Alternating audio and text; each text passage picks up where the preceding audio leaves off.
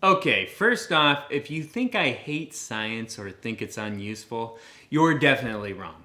I have always liked and been interested in science since I was a kid. When it comes to deniers, I claim they're a problem. I still am fascinated by the natural world, but I do believe science is given a little too much authority and jurisdiction in our day, well beyond its actual capabilities. It's given often this sense of an all-knowing, all-powerful kind of aura around it. Do you presume to criticize the great Oz? Oh, the great Oz has spoken. Oh, pay no attention to that man behind the curtain. So, this is my beef with scientific naturalism. It has gotten a little too big for its britches, and I think it needs to be put in its place from time to time. Listen, science is a tool, but not the whole toolkit available to understanding reality. It has limitations as a way of understanding the world.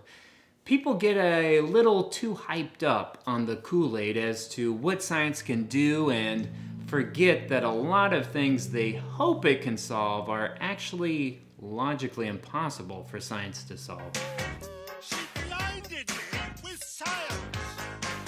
Thus, people begin chasing a mirage of an oasis always just out of reach. Well done! Well done! Just give us more time, we'll eventually get it. Here is the general scientific naturalism ethos being stated out there. All that exists is the physical world. We understand it through the scientific method. We should therefore only believe what can be scientifically proven. Okay, so how would you prove this theory is true? You would compare theories with those that are scientific and those that are unscientific.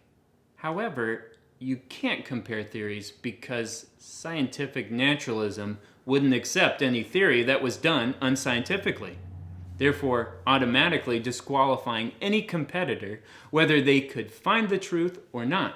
So the scientific theory is true because it's the only scientific one. This is the classic logical fallacy of circular reasoning. It's simply nonsensical what scientific naturalism believes. The statement itself can't even be proven scientifically. We can't prove the statement scientifically because we can't test the theory without using unscientific theories to test against the scientific ones to then prove that we should only believe in scientific theories. Thus, this is not a theory science can ever prove, and therefore it assumes its belief is true on sheer blind faith. However, even without pointing out this fallacy, we know through our everyday life that there are many unscientific realms we already believe in and rely on every day, like laws of logic, mathematical proofs. By the way, we must assume these to exist and that they are true for science to even be possible. We believe in other minds besides my own, external worlds besides the one we exist in. Did everything outside my house just disappear because I don't see it or sense it? No, of course not. But this can't be actually scientifically proven.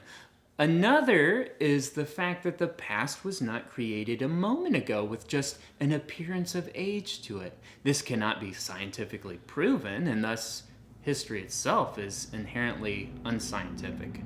Sorry, historians. You guys are still winners in my book. Aesthetic assessments are another one, and morality. These are all things which perhaps impact our life more than science does, but yet they are outside the realm of science, so science must dismiss them according to the scientific naturalist belief system.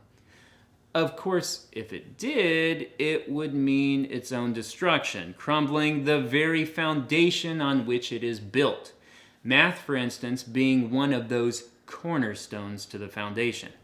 Like I said, Science is great for studying the natural world, but you can't build a robust belief system on it alone. And as we have just shown, there is a lot more out there than just the natural world, and I think people need to be more aware of that. There is another area outside the scientific understanding, theology. Theology is the study of God. In my context, specifically the Christian God. The Judeo-Christian God is understood as being outside the material world. He can enter into and interact with things in the material world, but he is also outside it.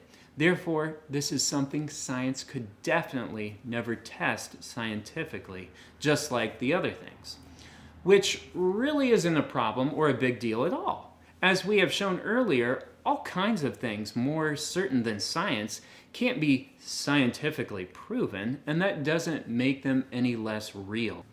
So, when encountering proponents of scientific naturalism claiming that God can't be proven scientifically or that it is unscientific to believe in the Christian God, say, yeah, it is, and so are a huge host of other facts about reality. Your point is?